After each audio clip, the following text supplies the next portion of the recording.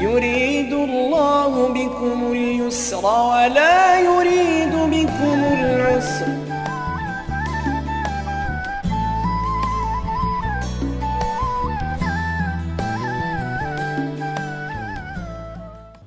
بسم الله الرحمن الرحيم. الحمد لله رب العالمين، والصلاة والسلام على سيدنا وحبيبنا محمد وعلى آله وأصحابه أجمعين. مسلمانانی زۆر بەڕێز و خۆشەویست، لە زنجیرە باسی ئاسانتردا لەگەڵ بەڕێستان و تەواوی بیسەران و بینەرانی ئەم وتارەدا ناونیشانی وتارەکەمان پەیامێک بۆ ئەوانەی کە هاوسەرگیریان نەکردووە. خەڵکانێکی زۆرمان هەن لە کچان و لە کوڕانمان کە تا ئێستا دەرفەتی زەواجیان بۆ نەڕەخساوە، هەوڵیان بۆ داوە، هەیە چەندین جار هەوڵی داوە و بەڵام ئاواتی نەهاتۆتە جێگا. بابەتێکی قورسە لەسەر دەرونی خۆی، لەسەر دەرونی دایک و باوکێک کە کچەکانی لە ماوەڵەوە ماوەتەوە، لەسەر دەرونی برایەک کە سەیر دەکا خوشکەکانی شویان بۆ نەکراوە. بەڵام بەویستی خوای پەروەردگار ئێمە لە زنجیرە باسی ئاسانتردا ئەم بابەتە قورسانە لە ڕوانگەی دینەوە ئاسان دەکەین. شتێکی ئاشکرا و ڕوونە، مرۆڤ ئەو کاتەی کەوا باڵغ دەبێ، یان بڵین لە سەرەتای ژیانەوە هەز دەکرێت کە کوڕ و کچ خولیایەکی هەیە، مناڵێکی کچ بێنە کە تازە پێیگرتووە و تازە فامی ژیان دەکاتەوە، خۆ نازانێت جنس چییە، خۆ نازانێت هاوسەرگیری چییە، هەر لە خۆیەوە تەماشا دەکەی حەزی بە بووک و بووکەڵە و ماڵە باجێنەوە ئەوانە هەیە. لەو کاتەدا فیترەتی کچێنی بۆ ئەوە دەجوڵێ حەز دەکا بە بەیەک لە باوەشیا بێ،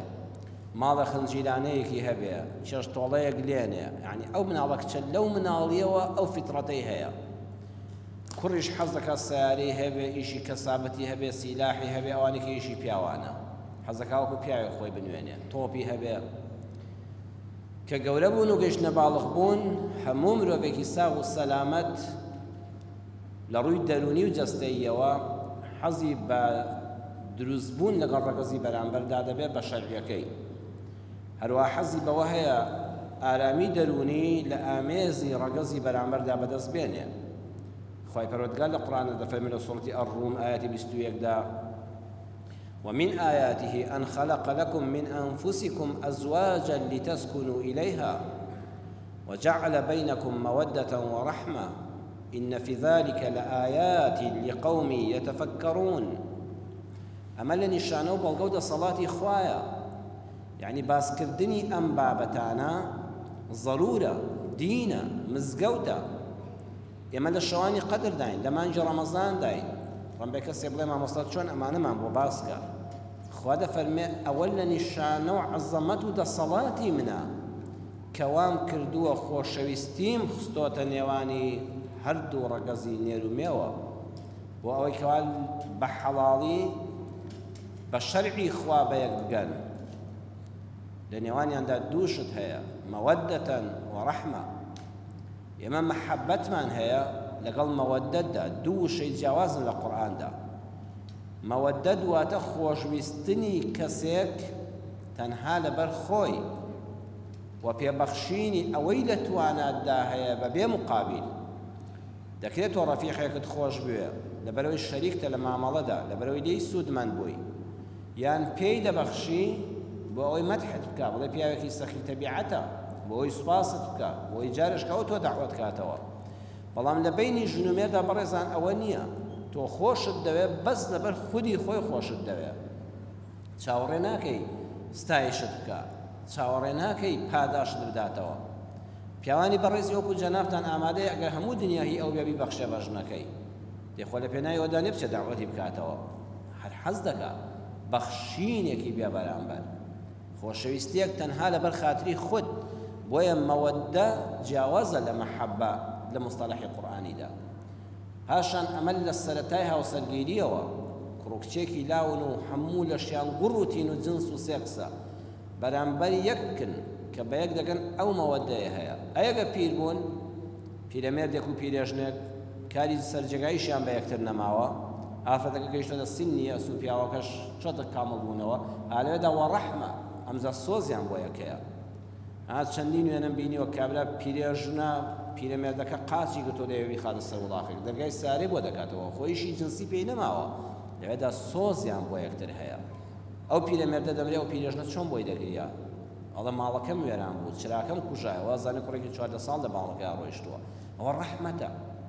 خوای گەورە دەفەرمێ ئەوە من کردومە ئەوە دەسەڵات و عەزەمەتی من دەردەخا ئەم دوو بێگانەیە هەر یەک لە ماڵێکە سوبحان الله ئەم کچە ئەوە 20 ساڵە 22 ساڵە لە ماڵی باوکێتی واز لە باوک و برا و دایک و خزم و کەس و کار و قەوم و عەشرەت و شار و شارۆچکە دێنێ ئەڕوا بۆ شوێنێکە تەنها لە بەخاتری کوڕێکیش واز لە هەموو ئەمانە دێنێ ئامادەی لەگەڵ کچێکا بشی إن في ذلك لآيات لقوم يتفكرون بەڕاستی لەمەدا بەڵگە و نیشانە هەیە بۆ کەسانێک کە ژیرن کە بیر دەکەنەوە کە دەزانن شەرعی خوا چەند جوانە ئەگەر دوو کەس بە حەڵاڵی بە یەک دەگەن چەند ئاسوودەن ئەگە خوا نەخواستە بە حەرامی بە یەک بگەن چەند نامورادن ئەو برایی کە ئامادەیە خەڵکێک کوژێ خوا نەخواستە بە ناوی شەرەف و ناموسوهینەوە خۆی دەژێ شەکرا و دەژێڕێ کاتێک کە خوشکەکەی بە شەرعی خوا مارە بکرێت ئەچێم لاولای زاوە ماچ دەکەوە دەستی دەکشێ و پیرۆزبایی لێ دەکات بیر بکەوە شەرعی خوا چەند جوانە دە شەریعەت لامەدە سنوورەکان مەشکێنە ئەگە ویستت هاوسەرگیری بکەیت لە دەرگاوە بچۆ با پێشوازی لێ بکرێت پەنجەری خەڵک مەشکێنە با لە شوشەر نەدرێتەوە ئابڕوو مەتکێنە با ئابڕوو نەتکێتەوە حرمەتی خەڵک بگرە با حرمەتی خوشکەکانت پارێزراو بێت بەڵێ ئەو هاوسەرگیریە ئاواتی هەموو گەنجێکە ئاواتی هەموو کوڕێکە ئاواتی هەموو کچێکی بە حیا و حرمەتی وڵاتەکەم و هەموو جیهانە ئینسان باوکێکی هەیە دایکێکی هەیە بەڵام بڕواتان بێ حەز دەکا خەسووی هەبێ حەز دەکا خەزووری هەبێ ئێستا بەداخەوە لە کوردەواریدا خەریکە ئەو مستەلەحە جوانانە کاڵ دەبنەوە خەڵکێک بە حساب زۆر خۆی پێ مسەقەف و خوێندەوار و هینە بە خەسووی دەڵێ خات و فڵان کەس بە خەزووی لە کاک فڵان کەس هەروەتا بە ناوی خۆیەوە ناوی نایەنێ قەدیمیانی ئێمە بە خەزوور دەوترا چی بەڕێزان ئەوترا مامە بە خەسوو دەوترا ئامۆژە تۆ برای باوکمی تۆ لە جێی دایکمی شەرع دەفەرمێ لە جێی دایکدا کەسێک ژنێکی مارە کرد هەر ئەو لەحزەی دەستت لە دەستی خەزوورت بەردا و مارەکردنەکە ئیجاب و قبول ڕوویدا بووە هەتایە ئەگە هەر لەو مەدیسەدا ئەو ژنە تەلاق دەیەوە هەتا دەستنوێژت لە خەسوون ناشتێ نەشت گواست بێتەوە هەر بەو لەفزی ئینکاح و تەزویج و مارەکردن و ئیجاب و قبوڵە هەمان لەحزە لەو ژنە جیابێەوە هەتا چۆن دەستنوێژت لە دایکت ناشتێ و دایکت پێت حرامە هەتا مردن خەسووت پێت حرامە دایکتە هەموو مرۆڤێک حەز دەکات ئەو دایک و باوکەی بۆ جیابێت خوا لە قورئانە دەفەرمێ وهو الذي خلق من الماء بشرا فجعله نسبا وصهرا وكان ربك قديرا ئێمە دووشتمان هەیە نەسەبمان هەیە باوکو دایکی خۆ سیهرا خزمایەتی خەسوو خەزوور باوکو دایکی دووەمتن برات هەیە لەولاوە ژن برات بۆ دروست دەبێ عینی براتە ئەها کوردی ئێمە هەزار ڕەحمەت لە پێشینانی کورد بێ ئای لەو تێگەیشتنە جوانە بۆ دین و ژین بە برای ژن و تویانە ژن برا یعنی ئەوەش برایە بە خوشکی خێزانت و تویانە ژن خوشم یعنی خوشکێشکەم بۆ زیاد بوو خۆزگە خەسوو خەزوەکانی خەزوور و خەسوەکانیش ژن برا و ژن خوشکەکانیش زاوایان بەو چاوە سیر دەکرد وڵی من خەڵک دەناسم یان بینیمە و بیستومە کابرا زاوای هەیە فەقیر دەچێت سەلام دەکاتەوە تا جوابی دەداتەوە با بە تۆ کوڕەکەت بۆ زیاد بووە چۆن احترام لە کوڕەکەت دەگری ئەبێ زیاتر احترام لە زاواکەت بگری با ئەویش احترام لە کچەکەت بگرێ زاواکەت براتە ئەگەر تۆ خوشکەکەت خۆش دەوێت ئەبێ ڕێز لە زاواکەشت بگری چونکە ئەویش بە هەمان هەستی برایەتی سەیی تۆ دەکات ئەم تێکەڵبوونە ئاواتی هەموو مرۆڤێکە هەموو مرۆڤێکی تەندروست لە دەروونە لە جەستەیی و بواری جنسیدا بەڵام بەداخەوە بەڵام قەدەری خوا وایە خەڵکانێک هەن تا دەمرن هاوسەرگیریان بۆ ناکرێت ئێمە پەیاممان بۆ ئەوانەیە قورسە لەسەر شانت بەڵام بەویستی خوا بۆت ئاسان دەکەم گوێ لە موتارە بگرە خەمەکانت دەڕەونەوە ئەبوو سلێمانی داڕانی یەکێکە لە ساڵحان و خواناسان و دینداران فەرموویەتی لەبارەی نیکاح و هاوسەرگیریەوە الصبر عنهن خير من الصبر عليهن ئەگەر خۆت ڕاگری و بتوانی هەر هاوسەرگیری نەبێ ڕەن بە سەرکەوتوتر بی لە ژیانە لەسەوەی کە هاوسەرگیری غەڵافەتێکا بکەیت والصبر عليهن خير من الصبر على النار ئەگەر زانی تووشی بێ شەرعی دەبی بە هەر شێوازێک بێ هەوڵ بدە سەبر لەسەر ناڕەحەتیەکانی ژنەکەت بگرە باشتر لەوەی چونکە سەبرت بۆ ناژێت لەسەر ناڕەحەتیەکانی ئاگەر ئەو هۆکارانەی کە دەبنە هۆکاریەوەی کەسێک نەتوانێت هاوسەرگیری ئەنجامدا ئەو کەسانی کە دەمێننەوە کە ناوێکی ناشرینە پێیان دەڵێن قەیرە من وازانم لە قەیرانەوە هاتبێ چۆن قەیرانی دارایی هەبوو لە وڵاتەکەماندا بێ موچەوانە پارەی بە جیفانی خەڵکانە هێشت قەیرەیش لەو شەی قەیرانەوە هات بێ واتە ناڕەحەتیەک و زروفێکی نالەبار دروست بووە کە نەیهێشتۆ ئەم کچە شووبکە کە ئەم کوڕە ژن بێنێ بۆ یەک ئەو شەیەش بەکارهات والله ئەعلەمەتە نازانم پێکابێتم بەس خۆم وابێ ئەوم لە هیچ کتێبەکان نەدی وام بیر لێ کردوێتەوە قەیرەی لە قەیرانەوە هاتبێ لە بارودۆخە نەخوازراوەکانەوە کە بەسەر خەڵکە هاتووە وای کردو ئەم کوڕ و کچانە لە هاوسەرگیری بێبەش بن یەکەم هۆکار کەم ئەندامی خاوەن پێداویستی تایبەت کە خەڵکانێک هاوسەرگیری لەگەڵ ناکەیان کچی ناداتێ بەداخەوەش هەڵەیە دووەم هەژاری کەسانێک کە ناتوانێت فەقیری لەبەر هەژاری ئینسان دەچێ خوازبێنی کچی خەڵک واوتی کاکە پێشکەشت بێ دەی تۆ بە جیفانی خاڵی چ دەکەی من استطاع منكم الباءة فليتزوج چۆن شوێنی جێگا دەتوانی کاری سەر جێگایی بکەیت ئەبێ باەیەکت هەبێ دەستی کچی خەڵک دەگری کاکەیتر یەکەم جاڵە وڵات لە خێمەشا ڕازیم کوڕەوە خە دوایی لە 100 مەتریشا ڕازی نییە سروشتی ئافرەتە ماڵی دەوێت حاڵی دەوێت کەلوپەلی دەوێت پێداویستی دەوێت زێڕی دەوێت خواردنی دەوێت خۆراکی دەوێت سەفەری دەوێت میوانی دەوێت ئەتەمە هەموو پێداویستین بە جیفانی خاڵی گەنجی ژیر بیر دەکاتەوە ئێستا گەنجانی مەسپاس بەخوا گەورە بەخوا زۆر عاقڵن ئەڵێ بۆ هاوسەرگیری ناکەی ئەڵێ مامۆستاگەن بە جیفانی خاڵی پشمە خوازبێنی کچی خەڵک واوتیان پێشکەشت بێ ئەتر کاکە دوای بەچی بەخێویکە من هەرەوەی خۆم پێ ناژێ ئەگە باوکم یارمەتیم نەدا نازانم چۆن بژیم ئێتر من چۆن کچی خەڵک بەدبەخت بکەم بەیانی مناڵەکەم هەبێت چۆنی بەخێو بکەم ئەوە عاقڵیە کەواتە یەکێک لە هۆکارەکانی دواکەوتنی هاوسەرگیری بریتیە لە هەژاری یان جاری وایە کچی هەژار خەڵک نایخوازێ خەڵکێکەیە کوڕەکەی دڵە با بکە دایکە دەسمە خوازبێنی کچی فڵان کەس کاکە بابیان ناسین ناوڵە کاکە ڕازی نیم بۆ ڕازی نی بابم هاڵە فەقیر و هەژارە کرەوە کاکە بەچی تێر دەبن بەخوا بەعەمەل نایە فەقیرە چونکە خانووەکان شڕە چونکە سیارەی باشیان نییە چونکە پارەی باشیان نییە حتا کچی هەژاریش جاری وایە خەڵک وەکو پێویست نایخوازێ وەکو کوڕە هەژارەکە فەقیر ناتوانێت بچێتە خوازبێنی کچی خەڵک کەواتە ڕێگرێکی گەورەی بەردەمی هاوسەرگیری بریتیە لە هەژاری سێمیان بێکە سوکاری بەخوا گەنجی وایە زۆر ساڵحە بەخوا زۆر ڕێکوپێکە بەخوا عیبی نییە کاتێک کە ماڵی کچەکە تحقیقی لێ دەکەن سێکن کە سوکارێکی ئەو تۆی نییە باوکی نەماوە دایکی زیابەتەوە لە باوکی مردووە دایکی شووی کردوێتەوە فەقیرە ئەم گەنجە هیچ تاوانی نییە مامێکی ڕووی ناداتێ خاڵێکی دڵسۆزی نییە کە سوکارێکی پێویستی نییە کاکە کچ بدەم بە چیە بۆمە کوڕە کەسی نییە کەەوەش هەڵەیەەکە تۆ ئەو کوڕە بەس خۆی دەناسی کچەکەی تۆ بە شووی بند کردو ئەگەر خوا دەکا خۆی ساڵح دەبێت کە سوکاری بۆ چییە بۆ کە سوکار لەگەڵ یان ناژی ئەگەر چەندە کە سوکاری هەموو دنیاش و عەشرەتی دنیای بە پشتەوە بێ ئەگەر کوڕەکە خۆی بە کەڵک نەیە تۆ کچ دەدەی بە چییە خۆ نایدی بە سەرۆکی عەشرەتەکە بە سەرۆکی خزمەکان و قەومەکە ئەوەش دیسان جارێشکە فەقیرە کۆمەڵە خەڵک لە هاوسەرگیری دەبن چوارەمیان نەگەیشتن بە دڵخواز و واسیێنان لە هاوسەرگیری کوڕی وا هەیە ئێستاوە چۆتە تەمەنێکی زۆرەوە لێی پرسراوە کاکە بۆ هاوسەرگیری ناکەی خۆت بەخوا تۆ شکر پارەشت هەیە معاشیشت هەیە ئیمکانێتیشت هەیە ئەڵە وەڵڵای کاتی خۆی دڵم بە کچێکەوە بوو چەندی هەوڵمدا باوکم نەیهێشت چەندی هەوڵمدا باوکی کچەکە نەیدامێ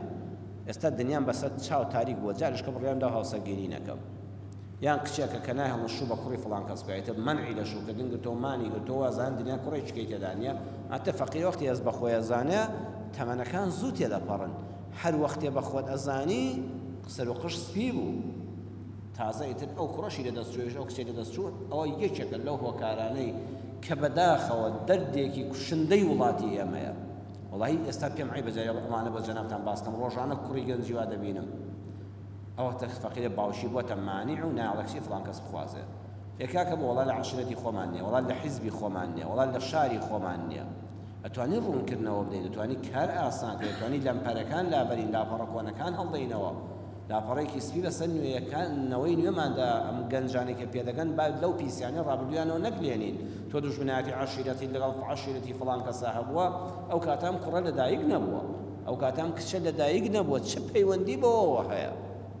ئەو دوو حیزبە ساڵانە شەڕیان بۆ هێستا بران تۆ حەقت بەسەرەوە نەبێت مادام دڵیان بەیەکەوە تێدەگەی باوکێکی ژیری دەناوی خوای لێبێنە دەتخوا محتاجی دەستی خەڵکی مەکە خەڵک بنێرێتە سەبەڕەکەت و دەستت ماچکە با کوڕەکە هەر خۆی دەستت ماچکە با محتاجی دەستی خەڵک نەبێت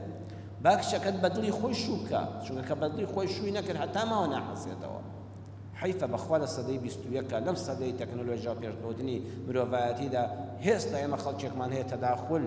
لە ژیانی کوڕۆکشەکانی دەکات لە کاتی هاوسەگیریدا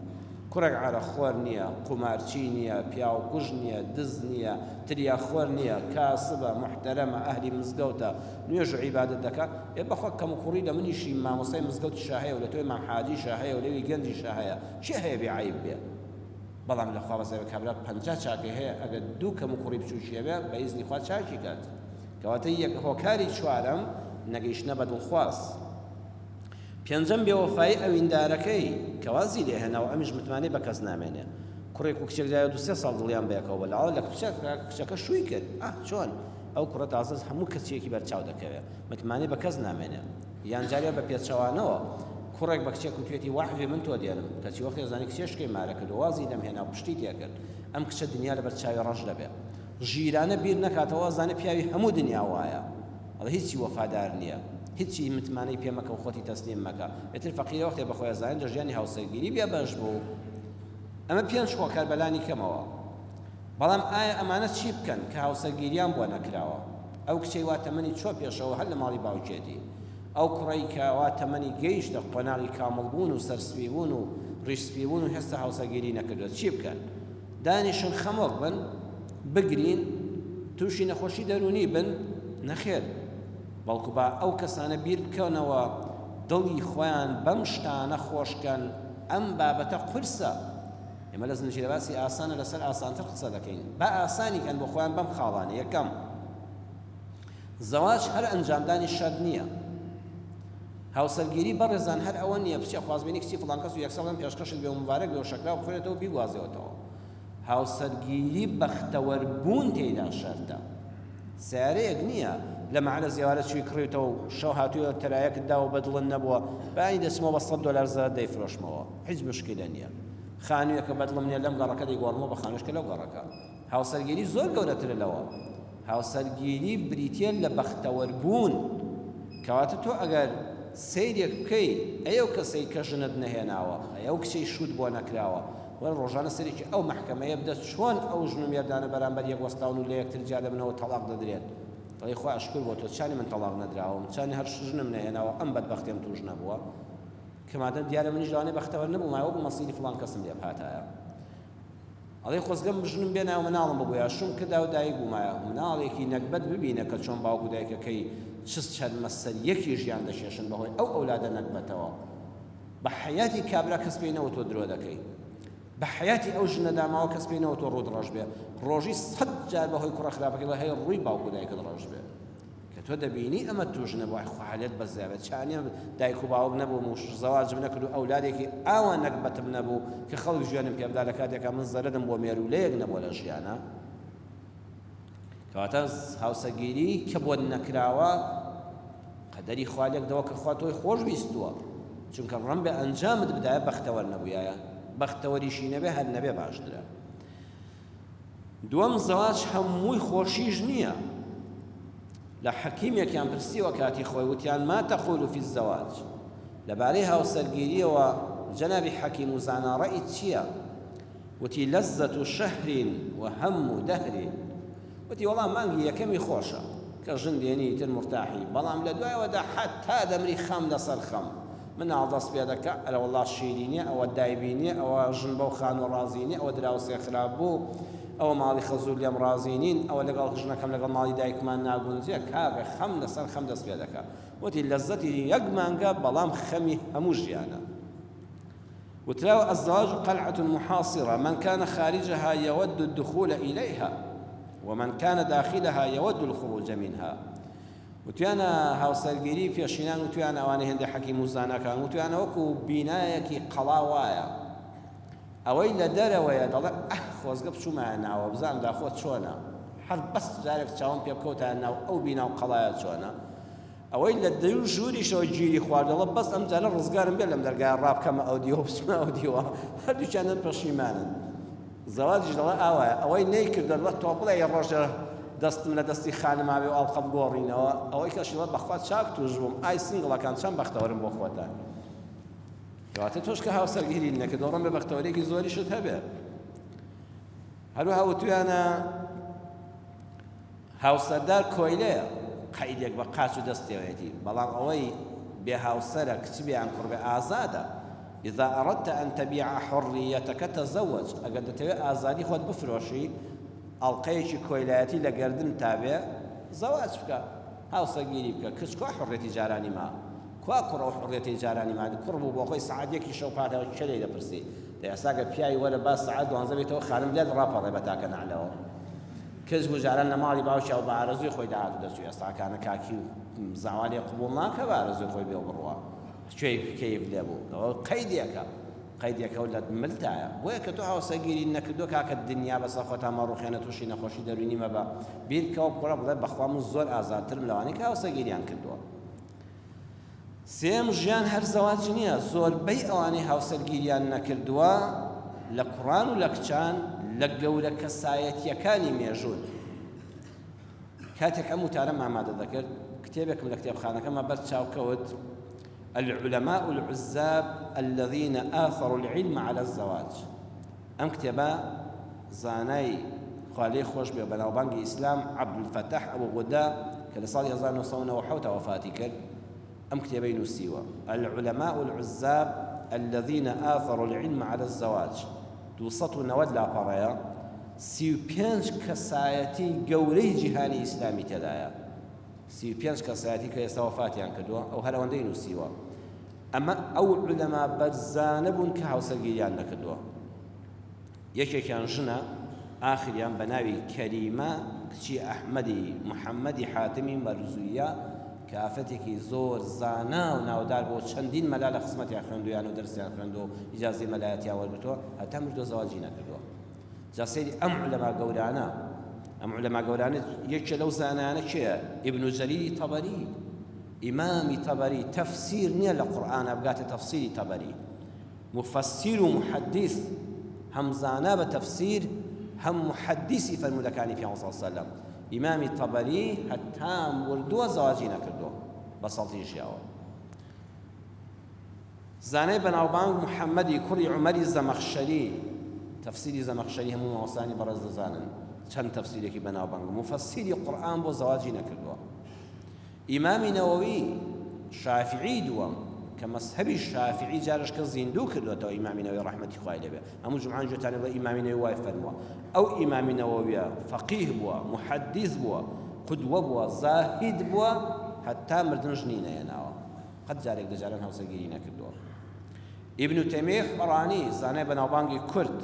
فقيه بوا مفسر بوا متكلم بوا أو زانا قورش زواجي كردو جنينة يناوا بديع الزمان علامي الزمان زاناي بيواني جهاني إسلام سعيدي كردي ملا سعيدي نورسي أو جنينة يناوا كبا مليون خلق يسال صار ربازة كيدو بياما كاين نور داخلين تا وفاتي كدوس جنينة يناوا انجا چنديني كهان وقو رابعي عدوي أوانا أو السيد قطب برحمد بأمانة هيتشي هاوسەرگیریان نكردو چندين زاناي قولا وهلو لو كتابة دان ناوي 35 تيدايا ئالێ لەدا کە ئەو کتێبم خوێندەوە و ژیانی ئەوانەم خوێندەوە بەڕێزان جەنابیشت بیری لێ بکەوە ڕێک درۆدە لەسەی ئەو کەسانت بۆ معلوم دەبێت کە بە کوڕ و کچی ئێمە دەڵێن کاکە تۆ بەختت بەسلاوە بۆیە هاوسەرگیریت بۆ ناکرێت ڕۆژانەیەک نییە هەفتانەی لە مزگەوت خەڵکی ئەوم لێ نەپرسێت وڵای مامۆستا ئەوە چەند خوازبێنی کەرم دێ کچی بەڕێز خوشکی کچی من خوشکی بەڕێزم وا دەڵێن مامۆستا چەندی خوازبێنی کەرم دێ وەکو باوکێک وەکو مامێک ڕێنمایی بکەون وڵی نازانم چی بکەم خەریکم شێت دەبم خەریکم خۆم کوژم دەگاتە سەر حەدی مارەکردن و وەڵا هەڵدەوەشێتەوە کوڕی واهێت بەخوا مامۆستا لەوانێت 10 جار چوومە خوازبێنی ئافرەت خەریکە مارە دەکرێت و دیسان هەڵدەوەشێتەوە چوومە لای بەناودیندارێکی بێدین لە شقڵا دیندار لە ناوە گورگ پێوتم کاکە وەرە ڕێک تەواوە من ئێستا ئەزانم تۆ سیحرێکی ڕەشت لێ کراوە بەختت بەسراوە بەخوا بە $500 دەکرێتەوە بۆت بکەمەوە زەواجت بۆ بکرێت دەی باشە بەڕێزان ئەو درۆزنانە دوو لە ڕووی جەنابتان و ماڵی خوا بەس بەوە بە درۆیان بخەنەوە باشە ئیمامی تەبەری مفەسیری هەموو قورئان و محەدیث سیحری لێکراوە بەختی بەسراوە ئاخوا نییە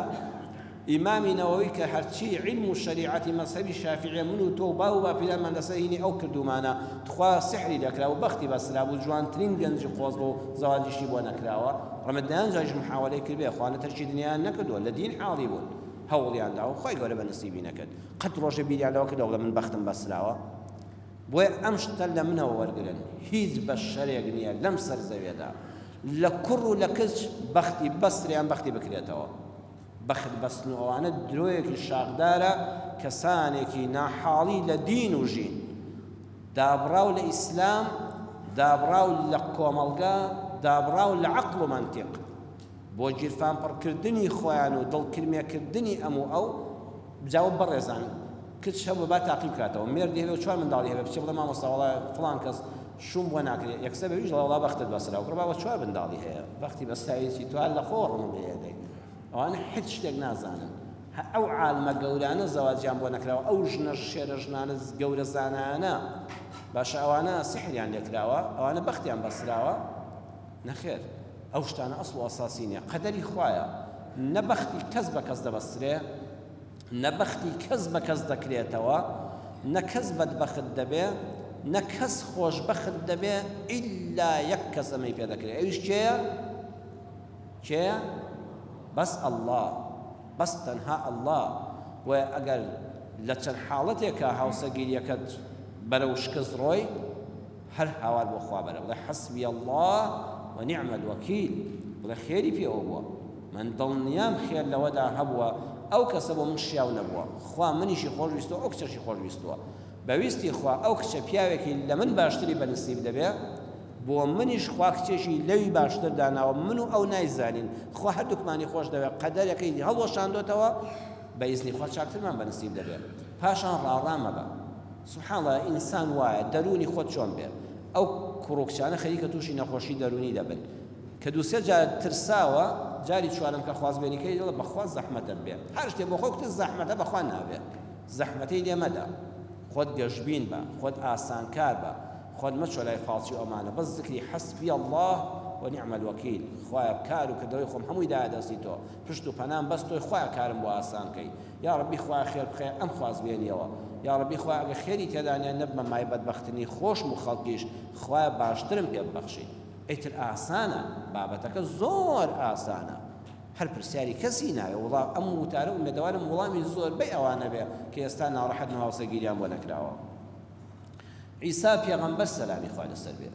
ئەو عیسای کوڕی مەریەمە بە موعجیزە لەدایک بووە بەبێ باوک عیسا زەواجی نەکردووە ژنی نەیە ناوکە بەرزکراوەتەوە بۆ ئاسمان ئایا سحری لێکرا بوو بەدبەخت بوون نەبابە چوارەم هەموو ئەوانەی لە دنیادا هاوسەرگیریان بۆ نەکراوە لە بەهەشتا خوای گەورە هاوسەریان بەنسیب دەکات کام بەهەشت ئەو بەهەشتەی کە پێغەمبەر صلی الله علیه و سلم دەفەرمێ لە صحیحی موسلیم ژمارە فەرموودە 2837 دەفەرمێ کە خەڵکی چوونە بەهەشتەوە پێیان دەوترێ هەتا لە خۆشیدان و ناخۆشی نابینن وأن تصحوا فلا تسقموا أبدا هەتا لەش ساغی بە حەیاتی ئازارێک بەجەستەتان نایە لە بەهەشتا نەخۆشی تەواو بوو